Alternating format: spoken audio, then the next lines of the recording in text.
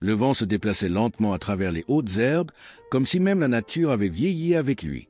Il se tenait au bord de la forêt qu'il avait parcourue pendant près de 40 ans, ses bottes alourdies par le poids du temps, ses épaules voûtées par des histoires que personne n'avait jamais demandé à entendre.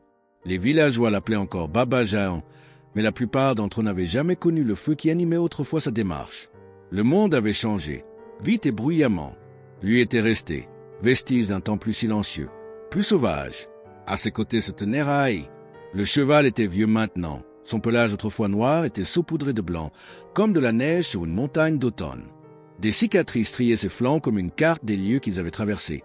La profonde entaille sur sa patte droite, souvenir d'une attaque de loup. La trace plus pâle près de son encolure, vestige d'un éboulement lors d'un sauvetage en montagne. Ses yeux, cependant, brillaient toujours de la même flamme tranquille. Une sagesse, une mémoire, le genre d'âme qui ne revient qu'une fois. Ils s'étaient rencontrés il y a 30 ans. Le garde forestier avait trouvé le poulain sur une berge, à moitié noyé et boitant, sa mère emportée par la crue. Il aurait dû le laisser là. Cela aurait été plus simple. Mais le poulain l'avait regardé sans supplier, sans être brisé, juste en attente. Ce regard les avait liés pour toujours. Ce jour-là, il avait porté Rahaï sur ses épaules jusqu'à chez lui, et le cheval avait porté son cœur chaque jour depuis. À travers les étés brûlants et les hivers qui glacent les os, sur des déserts craquelés et des falaises tonnantes, ils avaient avancé ensemble comme l'ombre et la flamme. Aucune corde ne les avait jamais liés. Ni mort, ni fouet. Juste ce genre de confiance qui n'est qu'après avoir survécu à des choses que la plupart des créatures ne mentionnent jamais. Les gens racontaient des histoires à leur sujet. Qu'ils pouvaient sentir les tempêtes avant même que les nuages ne se forment. Que Rahaï pouvait détecter le danger des heures à l'avance.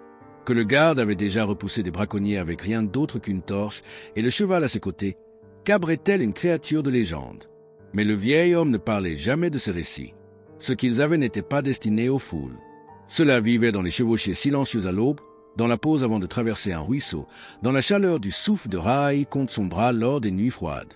À présent, le silence était plus fort que jamais. Le garde connaissait la forêt mieux que lui-même, et pourtant aujourd'hui, elle lui paraissait différente, comme si même les arbres savaient que quelque chose touchait à sa fin. Il posa une main sur l'encolure de Rahaï, l'ancien étalon s'y appuyant doucement. Aucun mot ne fut échangé. Aucun n'était nécessaire. Ce n'était pas une histoire d'un homme et de son cheval. C'était l'histoire de deux vies si profondément entremêlées que même la terre avait du mal à les distinguer l'une de l'autre. Et au plus profond de lui, le vieux garde le savait. Leur dernier voyage approchait. C'était le genre de tempête qui laisse la terre frémir pendant des jours. Le ciel s'était ouvert comme une vieille blessure, déversant sa colère, de l'eau et des arbres brisés.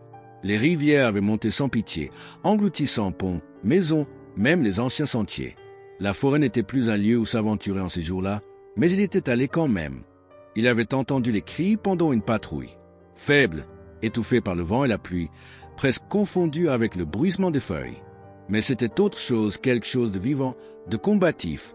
Le ranger avait suivi ce son, glissant dans un ravin boueux, les ronces griffant ses bras. C'est alors qu'il avait vu un petit poulain noir, à moitié submergé au bord de la rivière, la patte tordue de manière normale, la poitrine haletante d'effort. La mère était là, non loin, déjà morte. Son corps, brisé par un arbre tombé, avait protégé le poulain du pire de l'inondation. Il aurait pu s'éloigner. La nature suit son cours. Mais le poulain avait croisé son regard, non avec peur, mais avec une tranquille défiance.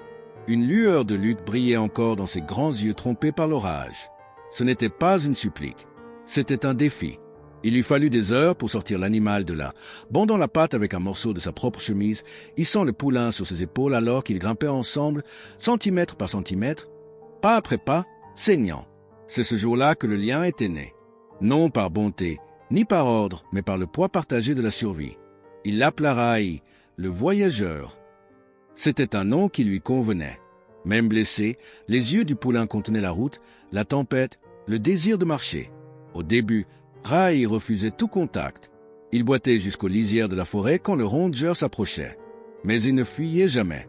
Il restait toujours à portée de vue. Les jours passaient. Le ranger laissait de la nourriture près de la clairière. Le poulain ne mangeait que lorsque l'homme était parti. Mais chaque matin, le bol était vide. Puis un matin, il trouva Rahaï debout à la porte de la cabane, la tête inclinée, non en soumission, mais en reconnaissance. À partir de ce jour-là, il ne faisait plus qu'un. Les années coulèrent comme des rivières. Rahaï devint un étalon fort, fier, plus rapide que le vent sur une colline sèche. Mais jamais dompté. Il ne porta jamais de selle, n'accepta jamais de cavalier venu du village. Seulement le rongeur. Le vieil homme ne possédait pas Ra'ai. Il marchait à ses côtés. Il lui parlait non avec des mots, mais par des regards, des silences et de longues chevauchées sous les étoiles. Leurs histoires devinrent celles de la forêt elle-même. Il y eut cette fois où les pluies de mousson avaient coupé les sentiers de la vallée, et une mère avec son enfant était perdue dans la brume montante. Le ranger les chercha pendant des heures, mais ce fut Ra'ai qui les trouva. L'étalon s'arrêta net sur le chemin, renâcla vivement et chargea à travers une touffe de broussailles qui menait à un ravin caché.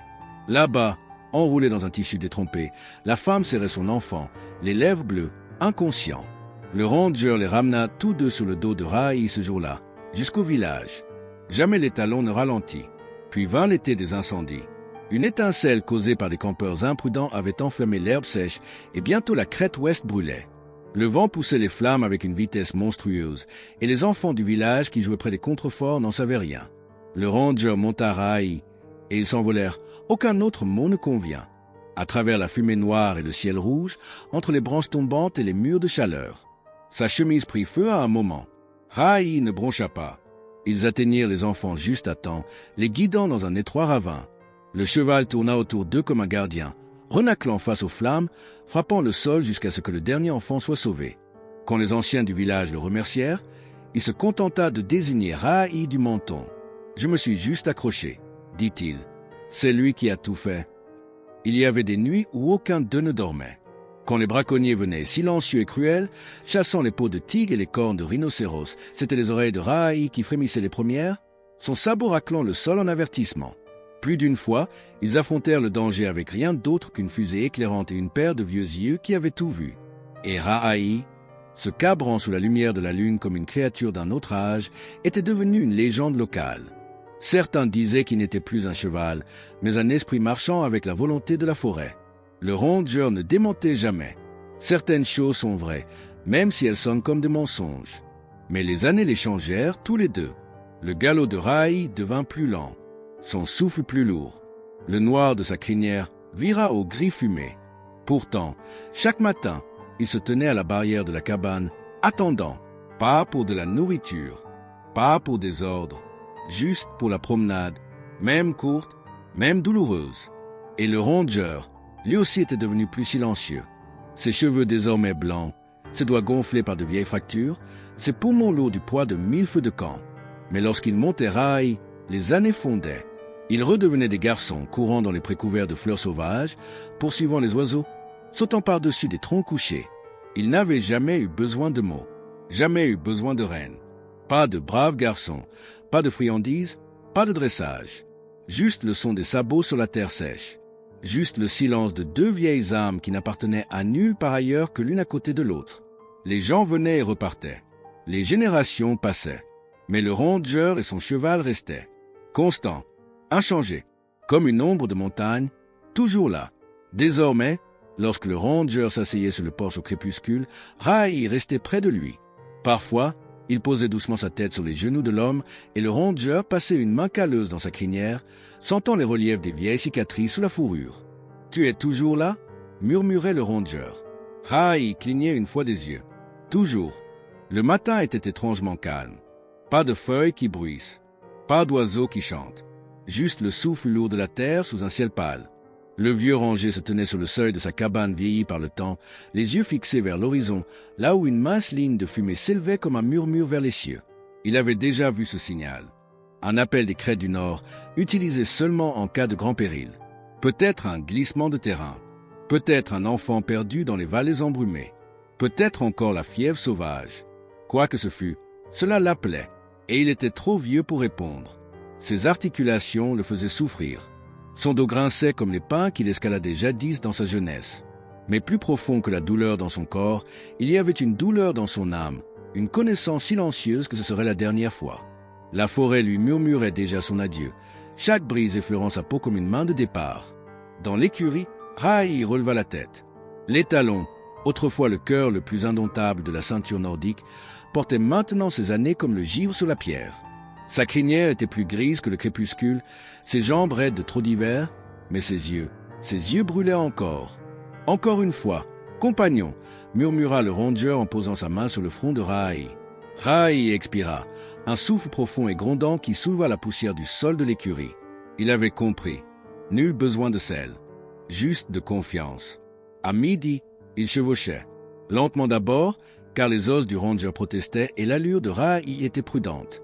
Mais lorsque le vent se leva et que le sentier commença à grimper, ils retrouvèrent le rythme qui avait toujours été le leur. Sabots contre terre, cœur contre le temps. Les arbres devenaient plus denses, plus anciens, comme si la forêt aussi observait. Les vautours cerclaient au-dessus des falaises sans pousser de cris. Même les ruisseaux de montagne semblaient retenir leur chanson. Chaque être vivant, semblait-il, était témoin. Ils franchirent le pont brisé où Rahaï avait jadis sauté au-dessus d'une rivière en crue. Ils passèrent le ravin où le ranger avait porté un enfant fiévreux sur son dos pendant 2 jours entiers, tandis que Rahaï montait la garde toute la nuit, sans nourriture ni repos. Les souvenirs les suivaient comme des ombres. Un cri soudain résonna à travers la vallée, l'appel d'un faucon cette fois, aigu et pressant. Le ranger leva les yeux. Des nuages d'orage s'amassaient rapidement. La fumée du signal était à peine visible à travers les vents tourbillonnants. Ils allaient devoir grimper plus haut. Le sentier devint traître. Des pierres glissaient sous les sabots de Rahaï. Le ranger sentait chaque faux pas dans ses côtes, mais il ne disait rien. Juste une dernière chevauchée. Juste une dernière colline. Rahaï renacla, son souffle laborieux mais stable, et continua d'avancer. À mi-pente, ils les virent, une mère et sa petite fille, blotties sous un surplomb rocheux, l'enfant toussant violemment. Le ranger mit pied à terre, les genoux tremblants, et s'agenouilla auprès d'elle. Sa peau était brûlante de fièvre, ses yeux flous. De sa besace, il sortit un tissu noué des herbes médicinales, racines broyées, mais séchées, toutes mélangées selon un savoir ancien transmis par la forêt. Il fit glisser doucement le remède entre les lèvres de la fillette. Elle grimaça, puis avala. « Ça fera effet », murmura-t-il à la mère, qui pleurait doucement de gratitude. Mais il n'était pas encore en sécurité. L'orage se déchaînait. Le tonnerre éclata sur les crêtes alors que les premières gouttes tombaient. Il fallait descendre la fillette rapidement. Sinon le froid anéantirait tous leurs efforts. La mère était trop faible pour la porter. Le ranger se tourna vers Rahaï, et l'étalon s'avança, sans hésitation, sans peur, juste la même force tranquille qu'il avait montrée depuis qu'il était un poulain boiteux sauvé d'un piège. Le ranger souleva l'enfant et la posa sur le dos de Rahaï, l'attachant doucement contre le pommeau de la selle avec son propre châle. La mère suivit à pied alors que le trio redescendait le sentier sinueux. Les éclairs illuminaient le monde en blanc. Les arbres pliaient sous le vent. La terre gémissait sous eux. Mais Rahaï avançait comme si le temps lui-même retenait son souffle pour lui. Chaque pas était une promesse. Chaque souffle, une prière. Quand ils atteignirent la vallée inférieure, la fillette respirait mieux.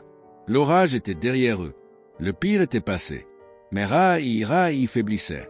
Le ranger le sentit dans la façon dont les jambes de l'étalon tremblaient, dans le souffle doux de chaque expiration. Il aida la fillette à descendre, puis allongea Rahaï doucement sur un tapis d'herbe au bord de la rivière. Il s'assit à ses côtés, les doigts dans la crinière du cheval, le cœur coincé entre la fierté et le chagrin. « Tu l'as ramené ?» dit-il doucement, la voix brisée. Comme toujours. Rahaï cligna lentement des yeux, sa poitrine se soulevant et retombant comme des vagues avant une dernière marée. Le ranger pressa son front contre celui de Rahaï, leur souffle mêlait l'homme et la bête, le guerrier et son destrier, aminés de la terre et du feu. Alors que les étoiles commençaient à percer le ciel du crépuscule, Rahaï poussa un dernier souffle. Ce ne fut pas un râle, pas un cri, juste la paix. Le ranger resta là pendant des heures, immobile. Lorsqu'il se leva enfin, ce fut avec la révérence que l'on réserve d'ordinaire au roi. Il érigea un cairn de pierre sur la tombe de Rahaï, chaque pierre un souvenir. Et quand la dernière fut posée, il noua les anciennes reines de Rahaï autour du sommet. Une marque, un monument, un adieu. Il se tourna de nouveau vers les montagnes, désormais seul. Mais quelque chose avait changé. Il avait tout donné, et Rahaï aussi. Leur ultime voyage n'était pas seulement une mission de sauvetage, c'était la clôture d'un chapitre que seul le vent se souviendrait. Et tandis que la forêt soupirait et que les étoiles se rassemblaient au-dessus, le ranger repartit, le cœur plus lourd, l'âme plus légère. Le ciel devint blanc sans prévenir. Un hurlement soudain du vent balaya les falaises, et le soleil disparut derrière un voile de neige. Un instant, ils descendaient vers le sentier inférieur, l'instant d'après, ils étaient aveugles. Le vieux ranger serra les dents contre le froid, resserrant son châle, poussant Rahaï à avancer. L'enfant et sa mère étaient en sécurité, laissés aux soins des villageois en bas. Le ranger avait refusé de se reposer. Quelque chose en lui disait que le voyage n'était pas terminé. Et il ne l'était pas. Lui et Rai avaient pris l'ancien chemin des bûcherons, un raccourci vers la maison, rarement emprunté, périlleux même par temps clair. Mais il faisait confiance au terrain, et il faisait confiance à Rai, jusqu'à ce que le monde les trahisse.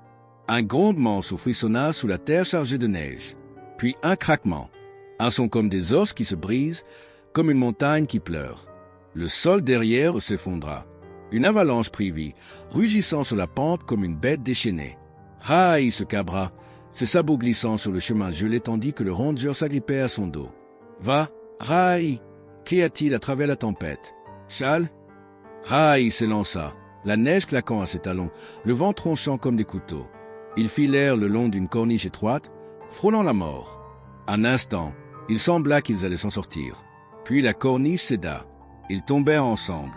La chute ne fut pas longue mais brutale. Les pierres acérées les déchirèrent tandis qu'ils roulaient. Le ranger poussa un cri quand quelque chose craqua dans sa jambe. Rai atterrit lourdement, grognant quand son flanc heurta un arbre. Puis le silence. Le blanc engloutit le monde. Le ranger cligna des yeux, hébété, la douleur grimpant le long de sa colonne comme du feu. Il ne pouvait plus bouger la jambe. Son bras saignait. Son souffle était court. « Rai !» murmura-t-il. Un doux hennissement lui répondit. Les talons étaient allongés non loin, son poitrail haletant, du sang tachant la neige sous lui. Mais il était vivant. À peine. Le ranger tenta de ramper jusqu'à lui, se traînant dans la neige, les dents serrées contre l'agonie. Il atteignit Rai et posa une main tremblante sur son cou. « Je suis là, Mayaoun, Dost. » Rai bougea, les yeux voilés de douleur mais vigilants. Lentement, avec effort, il se redressa. « Non, non, ne fais pas ça !» tenta de protester le ranger, mais Rai se tourna vers lui et le poussa doucement du museau, comme pour dire « Lève-toi, ou je te porterai. » Le ranger pleura. « Je ne peux pas, me rit-Tang » sanglota-t-il, impuissant. Rai s'agenouilla. Dans un ultime acte de dévotion, l'étalon s'abaissa, permettant au ranger de se hisser sur son dos. Chaque mouvement était une torture, pour l'un comme pour l'autre. Mais Rai se leva. Il se leva, et il marcha. Pas vite, pas fièrement, mais avec une force têtue, forgée par des décennies de tempête et de feu. La neige fouettait son visage. Ses jambes tremblaient, mais il avançait. Le ranger s'accrochait, murmurant des prières brisées dans la crinière de Rai. Chaque souffle un appel. Encore un peu, Beta, bateau d'Aor. Ils traversèrent des ruisseaux gelés, grimpèrent des crêtes brisées. La tempête hurlait comme des loups, mais Rai ne s'arrêtait pas, jusqu'à ce qu'ils ne puissent plus avancer. C'était juste avant l'aube. Ils avaient atteint la lisière de la forêt. Au loin, le ranger aperçut la lueur orange des torchers, des équipes de recherche, peut-être. De l'aide, la sécurité, la vie. Et alors, les jambes de Rai cédèrent. Il s'effondra sous le ranger comme un arbre abattu.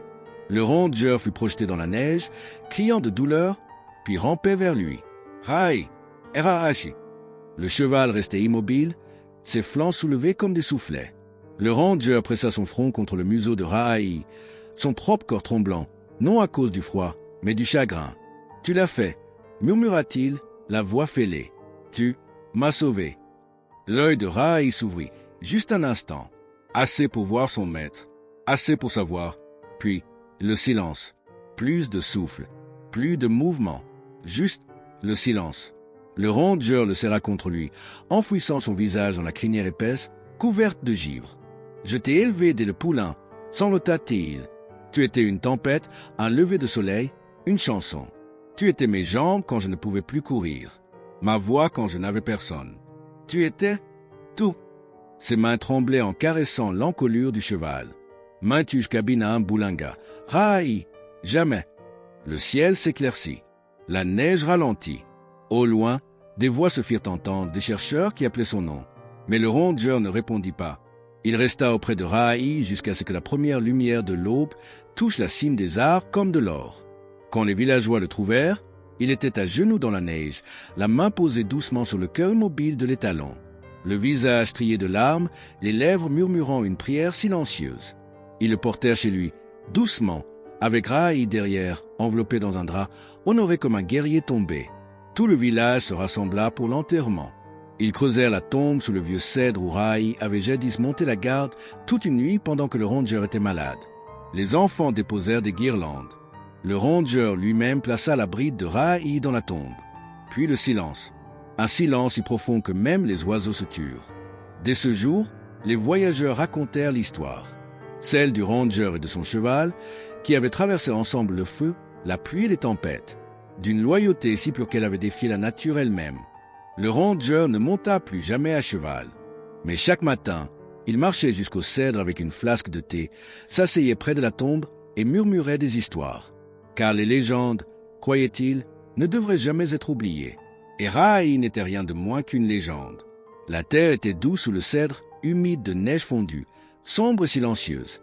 Les villageois travaillaient en silence, creusant à travers les racines et les souvenirs. Personne ne parlait beaucoup. Les mots étaient désormais inutiles. Le vieux ranger était assis à côté du corps sans vie de Rahi, une main encore posée doucement sur le museau de l'étalon. Son visage, marqué par l'âge et la douleur, semblait sculpté dans la pierre. Mais ses yeux étaient des océans. Il ne l'avait pas lâché de toute la nuit.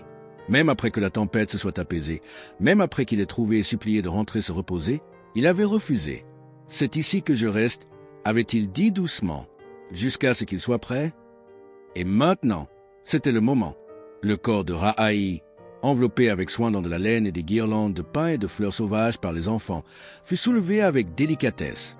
Il fallut 6 hommes robustes pour le porter jusqu'au sommet de la colline, une colline où Rahi avait autrefois galopé libre sous un soleil plus jeune, où il s'était cabré et avait dansé sous les nuages d'orage, où le ranger lui avait un jour murmuré « Si je meurs le premier, éparpille-moi ici, et si c'est toi, je t'attendrai. » Mais le destin en avait décidé autrement. Au sommet, sous un large ciel saupoudré d'or matinal, ils le déposèrent. Le ranger s'avança, seul. Il regarda la foule rassemblée des enfants, de vieux fermiers, des chasseurs, le boulanger qui autrefois craignait les chevaux mais avait appris à faire confiance à Rahi. Il prit une longue inspiration et déposa quelque chose près de la tête de Rahi, une petite bourse en cuir usé.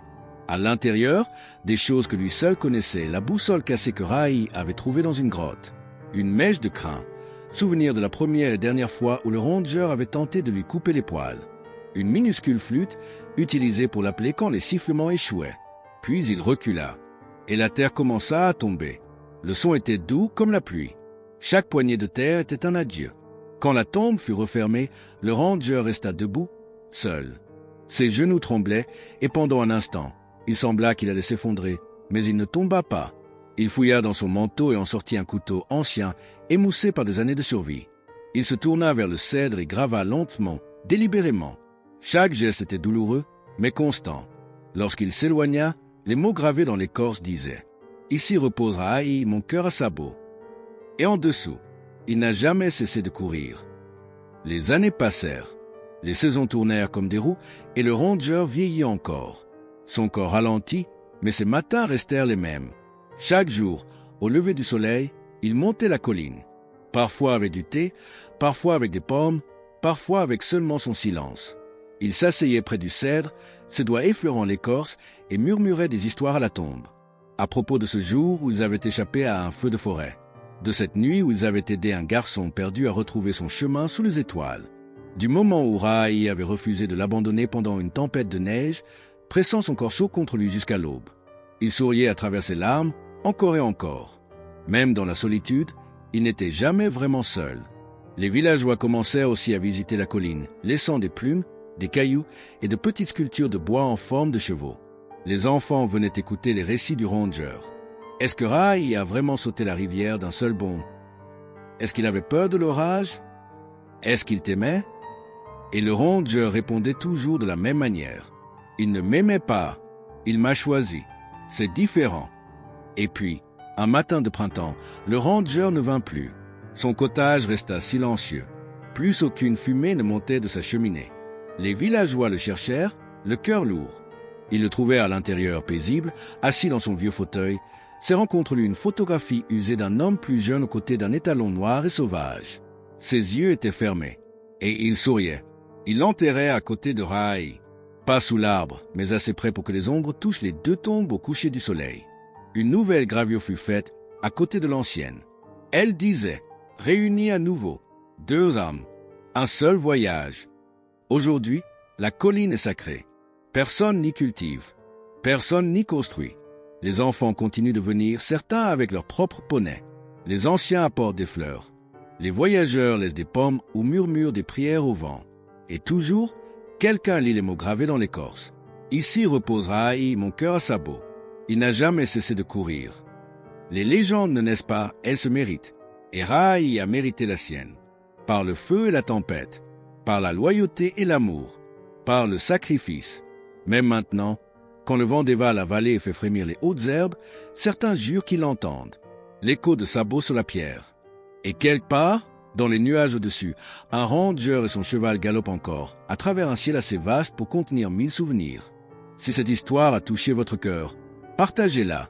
Faites savoir au monde qu'en dépit d'un monde qui se refroidit, il existe encore des récits de chaleur, de loyauté et d'amitié indestructible.